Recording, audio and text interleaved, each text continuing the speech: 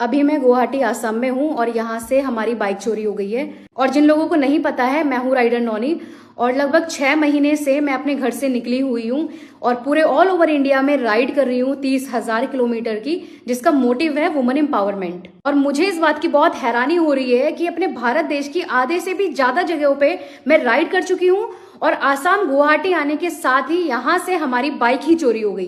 तो north east में enter करने के साथ ही कुछ और लोगों ने भी मेरी इस राइड को ज्वाइन किया था और हम लोगों का प्लान था कैंपिंग करने का। लेकिन कल शाम हम गुवाहाटी सिटी पहुंचे तो हमने स्टे के लिए यहाँ पे गेस्ट हाउस लिया, जहाँ लगभग 2:30 बजे हमारी बाइक गायब कर दी गई। बात को इस वीडियो से बताने का पर्पज ये है कि इस पूरी घटना से मेरी इस पूरी राइड पे बहुत बड़ा इम्पैक्ट पड़ने वाला है। कैसे कैसे अपनी इस जर्नी को कंप्लीट कर रही हूँ, कहाँ से कैसे कैसे फाइनेंस को अरेंज कर रही हूँ, इस बात का सिर्फ मुझे ही पता है। और अभी मुझे आप लोगों के साथ की बहुत जरूरत है।